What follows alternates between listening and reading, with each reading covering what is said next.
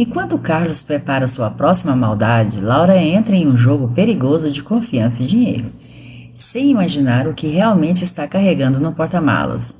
Então puxe a cadeira e vamos ao vídeo. O sucesso e a ruína, episódio 8. O peso da encomenda. Laura era uma ex-presidiária famosa por seus crimes, que iam desde roubos, sequestros e até as mais variadas trapaças. Possuía uma lista extensa. Desde que começou a trabalhar para Carlos, não demorou muito para se envolverem. Ele a mantinha como se fosse a única mulher da sua vida e lhe prometeu que se divorciaria de Beatriz. Já estavam juntos há 2 anos. Laura não se preocupava com a realização dessa união e jamais o pressionou. Acostumada a viver sozinha, apesar de ser uma proposta tentadora, não pensava seriamente no assunto. Na verdade, temia que viesse a realizar, pois não sabia como se comportaria. Ele, porém, insistia em viverem juntos. No início, trocaram de cidades várias vezes, para que ninguém a reconhecesse. Ela nunca usava a sua aparência normal. Laura era geniosa, não levava desaforo para casa, mas sabia, como ninguém, fazer as coisas certas na hora exata. Era fria, calculista e tudo era cuidadosamente planejado. Podia obter, podia doer o que fizessem com ela, mas a dor que causaria depois seria maior. Carlos sabia que viver publicamente com Laura lhe causaria muitos problemas. Os jornais acabariam com sua reputação. E isso não seria bom. Estava dando um tempo para que todos a aceitassem. Todos deveriam perceber que ela havia se regenerado. Ele tinha muitos planos para concretizar antes de viverem juntos definitivamente. Teria que fazê-la se tornar uma mulher de classe, uma dama, para que ninguém desconfiasse de sua verdadeira identidade. No momento, estava muito ocupado. Esse assunto teria que esperar. Os negócios eram mais importantes e ele teria que resolver sua situação com Beatriz. Estava disposto a fazê-la sofrer por muito tempo. Não tinha intenção de matá-la, mas de mantê-la em cativeiro. Odiava e considerava-se um imbecil por ter se casado com ela. Não suportava a convivência. Tudo o incomodava, sua voz, a maneira de falar, de vestir, de viver. O que sentia por ela acabou quando Júnior nasceu. Estava difícil fingir o contrário.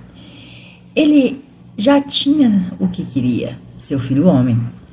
Ela não servia mais. O que aconteceu o ajudou. Agora podia ser ele mesmo. Procurava uma maneira de se livrar dela e, com o sumiço de Júnior, poderia aproveitar para culpá-la. Queria fazê-la sofrer, mas teria que ver o seu sofrimento de perto. Se possível, haveria enlouquecer para poder colocá-la em um hospício, sem ter que decidir nada com ela.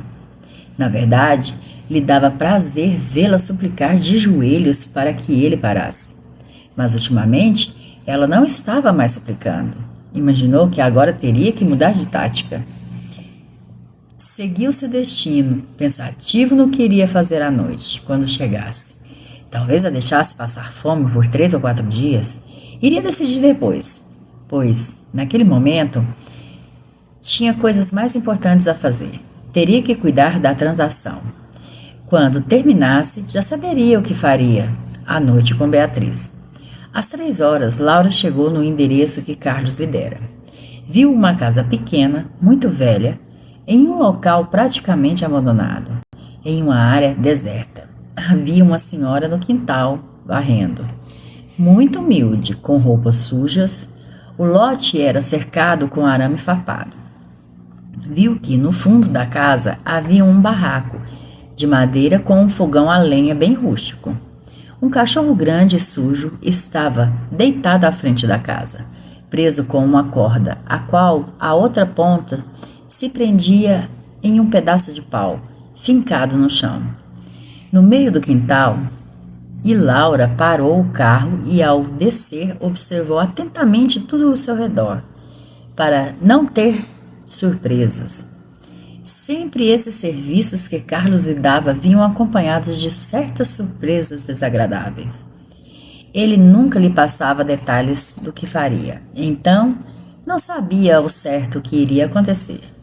Por isso andava prevenida, sempre completava suas missões com sucesso. Viu que não conhecia a senhora, achou estranho encontrar apenas uma pessoa no local. Imaginou que deveria haver mais alguém dentro da casa. Se aproximou, bateu palmas. Esperou a senhora se aproximar, o suficiente para que não precisasse falar muito alto. Teria que dizer a senha, mais discretamente. Bom dia, moço, o que deseja? Cão bravo. Logo a senhora se aproximou mais ao ouvir a senha, bem devagar e com dificuldade, pois mancava de uma perna. Vestia uma roupa que mais parecia uma túnica transparente, deixando ver seu corpo velho e desgastado pelo tempo. Descalça, cabelos despenteados e sujos, ao sorrir pôde-se ver que não havia dentes. Apoiou-se no portão de madeira velha que ficava à entrada. O que disse, moça? Cão bravo. O Pedro mora aí? O que quer com ele? Laura deu uma pausa, como se estivesse impaciente. Parecia se incomodar estando naquele lugar.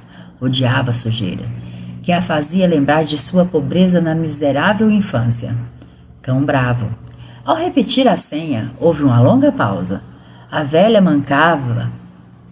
mascava algo que Laura supôs ser um pedaço de fumo. Olhou-a fixamente em silêncio e cuspiu no chão um caldo grosso e marrom, observando-a atentamente, esperando que ela completasse a senha. Laura a olhava com nojo. Virou-se para ver o céu, tentando esquecer as náuseas que lhe entulhavam o estômago. Respirou fundo e continuou seu diálogo. O sol está quente, não? Com certeza, mas mais quente é o que você irá levar agora. Espere aqui, não demoro. A velha fez o caminho de volta à casa vagarosamente, depois de alguns minutos, os quais Laura achou ser uma eternidade. Em seus pensamentos, reclamava da poeira que acumulava nos seus finos calçados e que impregnava no caríssimo vestido de seda. A senhora voltou trazendo nas mãos um grande pacote e a entregou. Laura dirigiu-se ao carro, colocou-o dentro da porta-malas, retirou uma maleta e abriu-a, revelando seu conteúdo para a velha conferir as notas de dinheiro que exalavam aquele aroma inconfundível de dinheiro novo. A velha abriu um sorriso largo e fez questão de conferir na sua frente, o que irritou Laura, fazendo-a permanecer mais tempo naquele local onde, depois de uma espera, finalmente a senhora anunciou: foi ótimo fazer negócios com você. Laura saiu daquele lugar com o pacote, mas o desconforto que sentiu não foi apenas pela sujeira ou pela poeira em seu vestido de seda. Algo na atitude daquela velha, um sorriso que não parecia de gratidão, mas de aviso. Enquanto ela dirigia de volta, uma dúvida cruel começou a martelar em sua mente. Afinal, que tipo de encomenda Carlos, um homem tão calculista, precisaria buscar em um lugar tão abandonado?